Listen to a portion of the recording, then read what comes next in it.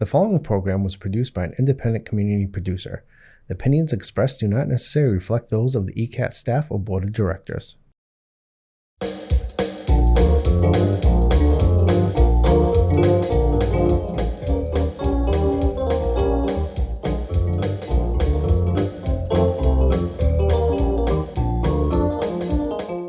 Hi there, it's Kathy. As your host each month, we focus on different parts of getting older. My first program outlined the 10 domains of purpose-driven aging, which is the name of this program. Each month, we dive deeper into the aspects of these 10 domains.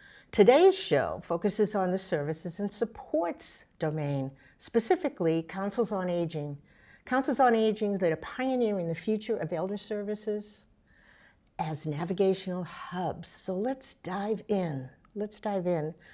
So as older adult populations, all of us are getting older, continue to grow in number, we need more comprehensive support systems. The need has actually never been greater in every community.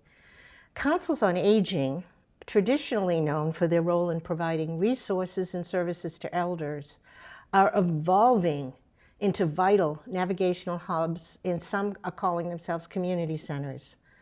Unlike the ASAPs, which are places like Old Colony Elder Services or Bristol Elder Services, ASAP is another one of those acronyms. These places primarily deal with Medicaid recipients, while the hubs, the councils on aging, aim to streamline access to numerous services. They enhance community engagement, improve overall quality of life. That's the goal. Councils on aging serve as local agencies for information and assistance, referring to health services, transportation activities, you name it. And as the needs of our older populations diversify, councils on aging are stepping up to expand and play a more proactive role. So why the shift to navigational hubs? Well, there are three reasons. One, complex needs of older adults, and I'm not just referring to healthcare or health or medical or what's wrong with me. I'm looking at where do I live, housing, financial, insurance. Medicare has never been more complex. Each state runs its own Medicaid. Sometimes the services are very specific to the town. So it gets complicated because there's really no one place to get all my information. Number two, increasing information overload. We're getting information from everywhere. We get it from multimedia, we get it from our phones, we get it from our TVs, we get it from our computers, we get it from our neighbors, our friends, and our family. So what do I leave in? What do I leave out? And the third is community connectivity. Connecting, engaging, being with others, either in my age group or others of any generation. So to go over all of this, I have a guest today, Darlene Regan. Darlene serves as the director of the Halifax Council on Aging, and before this role, she focused on navigating systems in underwriting, where she helped companies market manage care. For 10 years, Darlene served as a Shine counselor, which is a Medicare counselor, and a Medicaid advisor at Old Colony Elder Services. Darlene holds a degree from Assumption College and earned a gerontology certificate from the McCormick Graduate School of Policy and Global Studies at UMass Boston.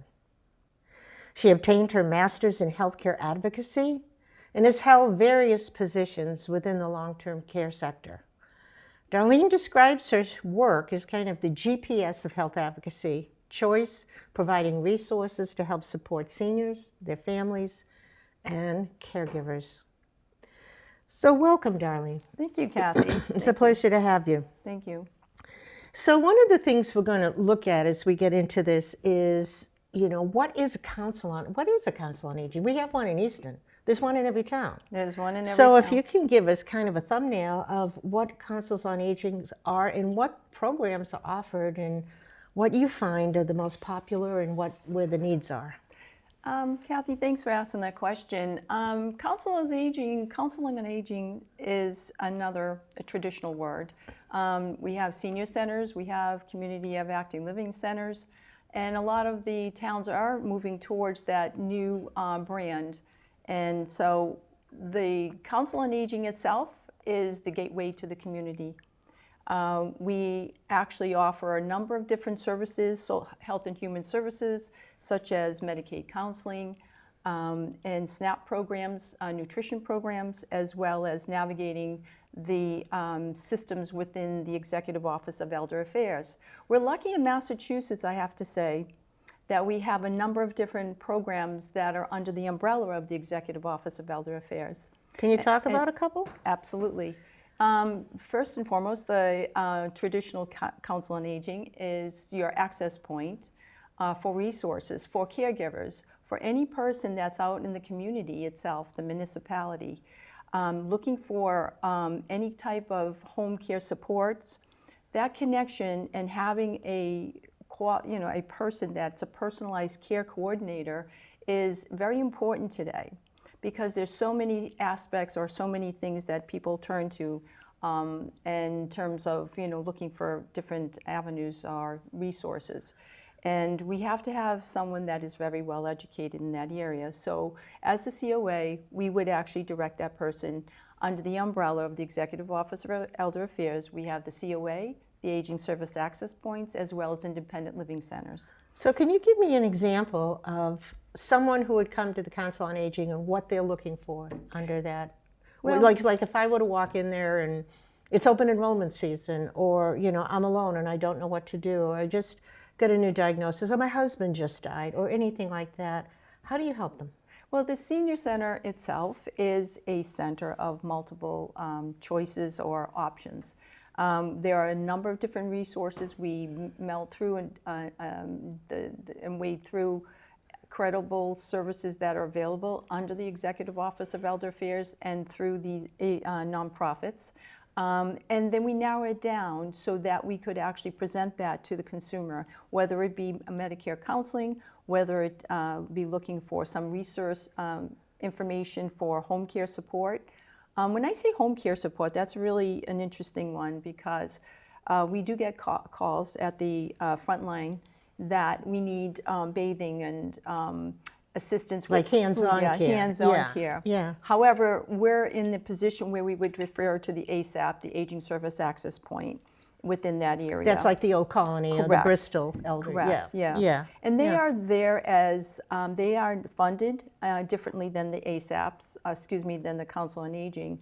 The Council on Aging is funded by grants, it's funded by the town, and it's funded by the Executive Office of Elder Affairs. So that's why all the different Council on Agings are so different from one another. They are different.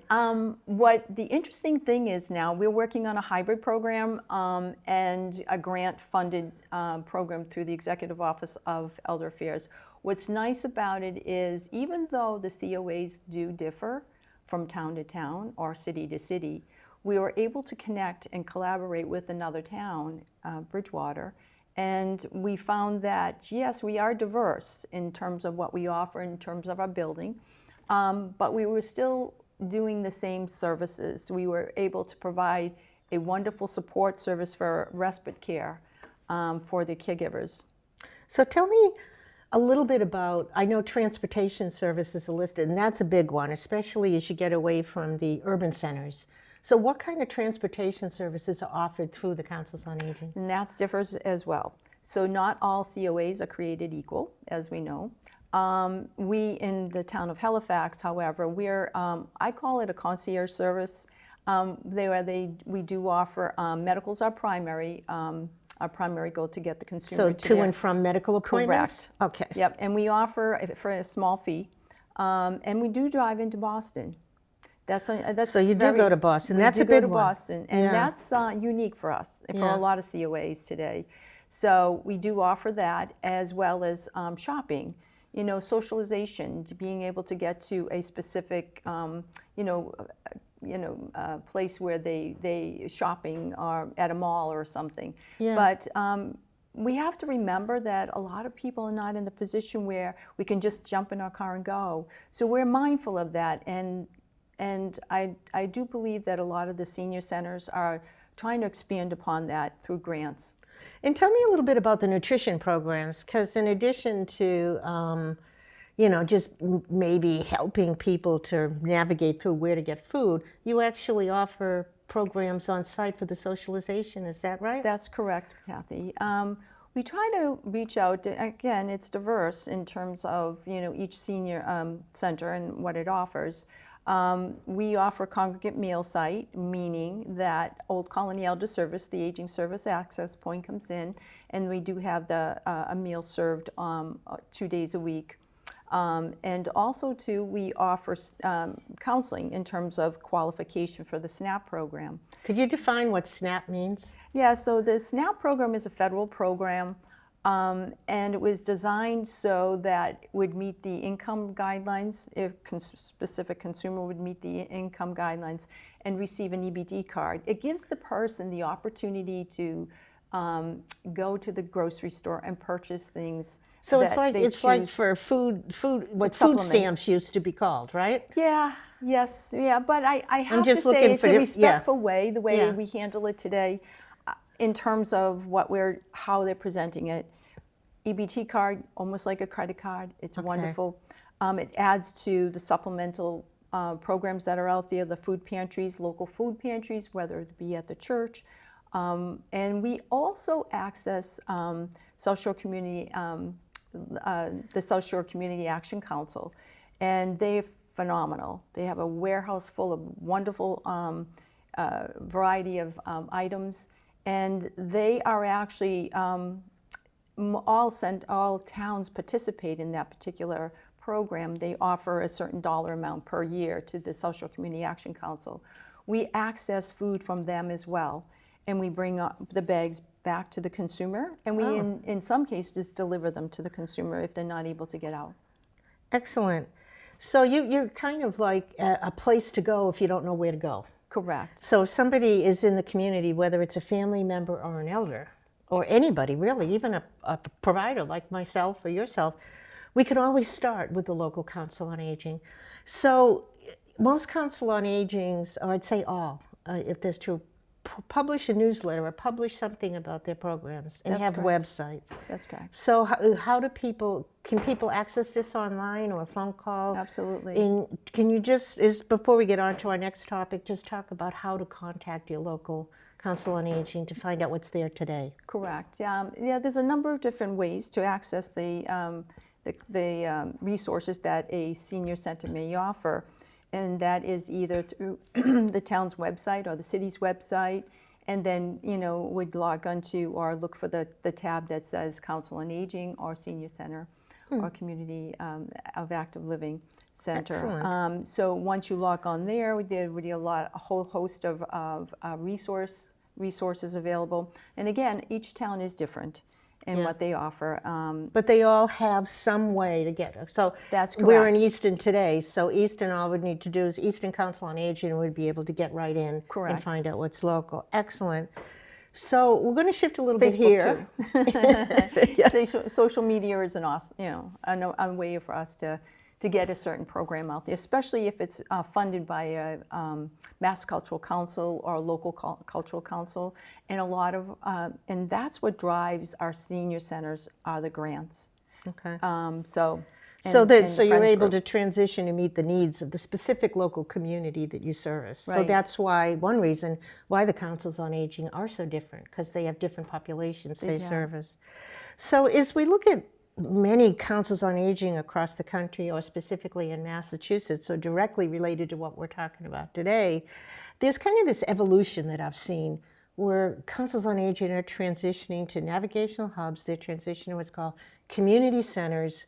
And I know Easton is making some kind of transition, and I know you mentioned a program that you're working on collaboratively with the Bridgewater Council on Aging. Mm-hmm. So tell me a little bit about what you believe we're doing well, and how we need to evolve, going forward to meet the more diverse needs and the complex needs that people have today. Kathy, we have to realize one thing is that we have a population that has been there, the traditionalists, and their needs are going to be different than our new baby boomers. So the baby boomers are looking for something more active, the pickleball courts, the cornhole, outdoor activities, more vibrant, workout areas. And so that's where we're transitioning to accommodate that. We are also, the Executive Office of Elder Affairs is our basically core in terms of what's out there, what a lot of the towns may transition into, and that is an age-friendly community. And that age-friendly community is the buzz today. Can you describe what an age-friendly community is? You know, an age-friendly community has to do with a number of different factors, actually. So therefore, being able to walk a sidewalk, you know, getting to the street light, to walk from the senior center to your home, you know, in some cases. To have that community where you would have access to a store, and, you know, just to have a safe environment, being walking paths.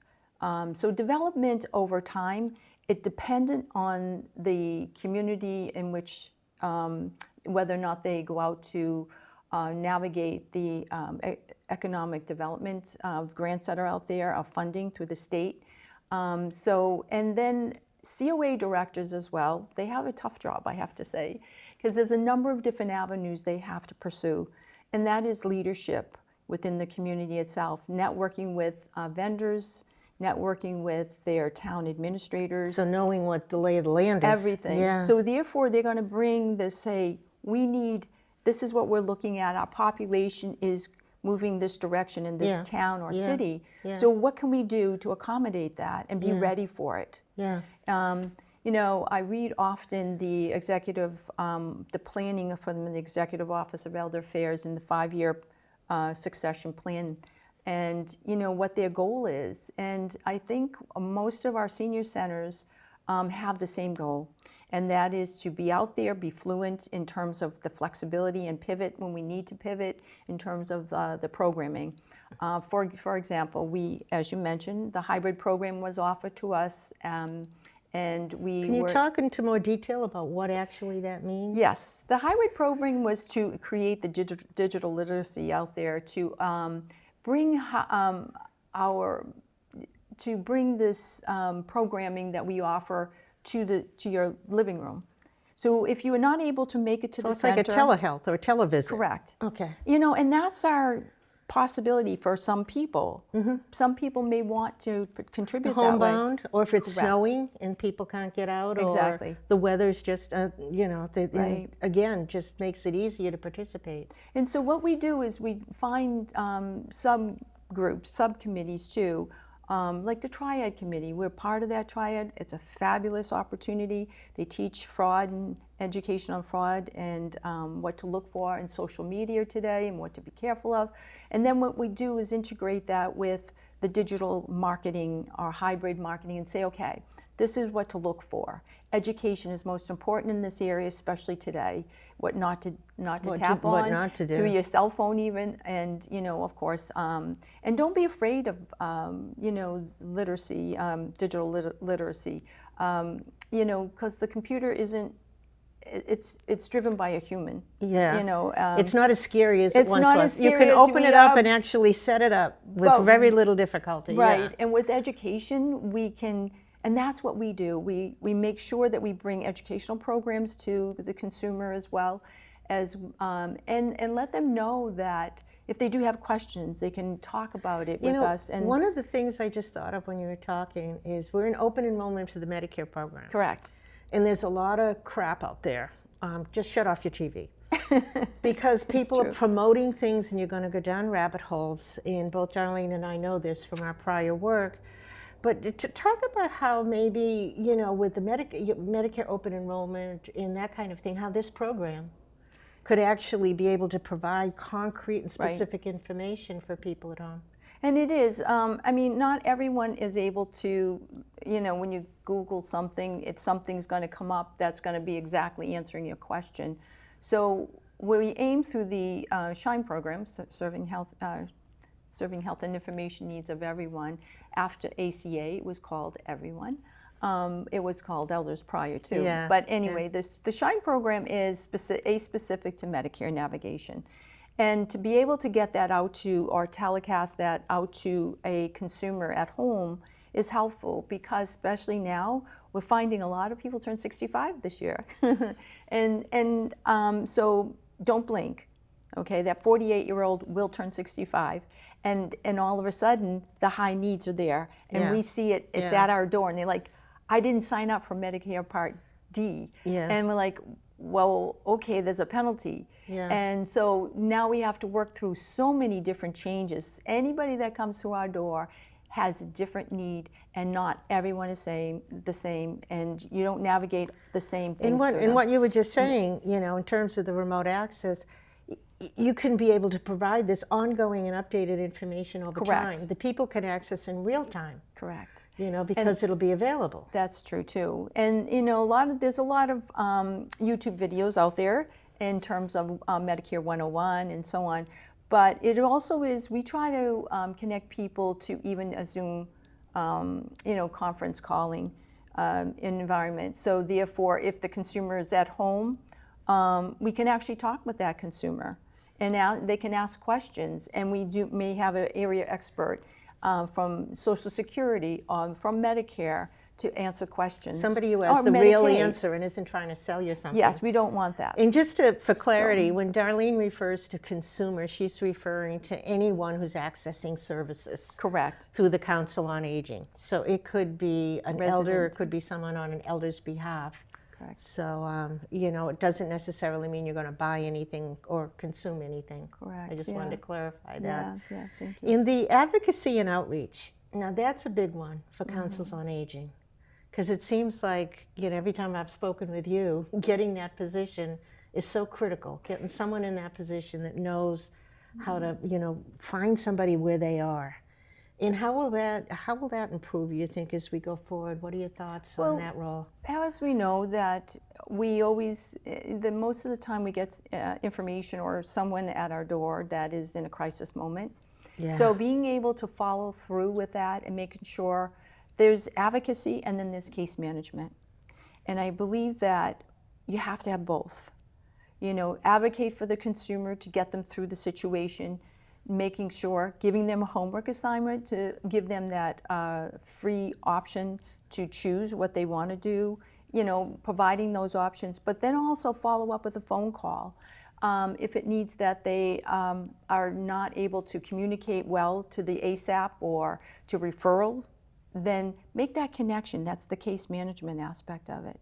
And if there's, they don't have a follow-up call and weeks later, and you get that call back, because we will, we then need to advocate. We need to put that advocate hat on at that point. Advocacy is, anybody's an advocate, okay? True. It's just a matter of us as professionals know exactly where we can find that resource for that person. And we're not all created equal, so not all, you know, referrals are going to be the same. Yeah. So one of the things with the Councils on Aging is we look ahead. We've learned that Councils on Aging are local resources. So that means that every Council on Aging in every town is going to adapt and respond to the needs of people who live there.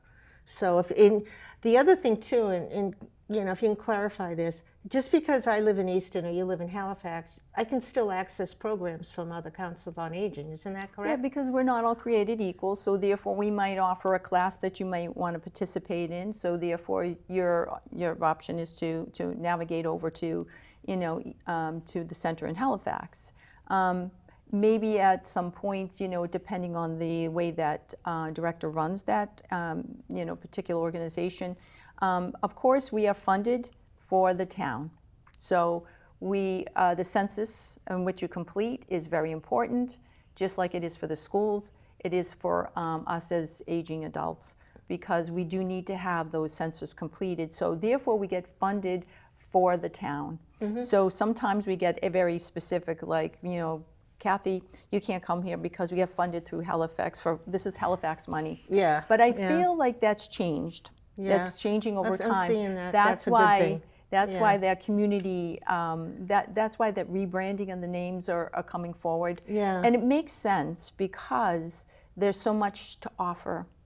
I have to say, in Pembroke, for example, they have a wonderful resource, but they also have a community center, which is intergenerational. Teaching our children at an early age that we are going to age is very important. Even you there are can't older change people it. who don't I want know, age. and it's okay, and we have to embrace it Yeah. and walk with it, and then, you know, and then enjoy life. And we have to always remember that we're individuals too, you know, even as we age to whenever. But as for our program, as you mentioned, the hybrid programming itself, we're hoping that over time we added that extra piece of dementia care, being able to, that someone with has a loved one that has onset cognitive issues, that they can still come out. They are still people. And I have this quote that I came across. It says, "Don't contain me, restrain me, or just entertain me, engage me." And that's where the COAs are trying to, and the senior centers are looking to do, engage people with, and all these changes that are happening within their bodies, the comorbidities out there and everything else. You know, the changes in the... You've raised some really, really good points here. And I thank you for your time and being here today. You know, as we sum up, we're looking at COAs are really the ones that are driving meaningful change in communities, because who knows better who lives in the community. So I want to thank you, Darlene, for offering this accurate and unbiased information, because sometimes, you know, you don't know where to turn. You mentioned, you know, doing a Google search, and when you do a Google search, sometimes what happens is you get 1 million returns, and most of them are sponsored. So that means someone's trying to reel you in. The other thing about the Councils on Aging is they're locally funded. They have some state funding, but they're also locally funded. Correct. And they're locally managed. So the town government plays a big role in that. And but it is a great resource, so check out wherever you live. And I'd like to again thank Darlene Regan, who is the director of the Halifax Council on Aging, and remind everyone, the purpose-driven aging isn't just about getting older. It's about living each day with meaning and making a difference in the world. It encourages us to approach our life with passion, purpose, and intention. So that's all for today's episode on Councils on Aging, pioneering the future of elder support as we transition to what we're referring to as navigational hubs and community centers. As Darlene outlined, there's quite a few changes that are shifting right now. So join us in a year. We may have a different conversation. So I'd like to thank you again. Thank you, Kathleen. We'll see you next month as we focus on topics and areas that confuse many of us as elders, and in fact, all of us. Until then, take care and embrace your journey as you age.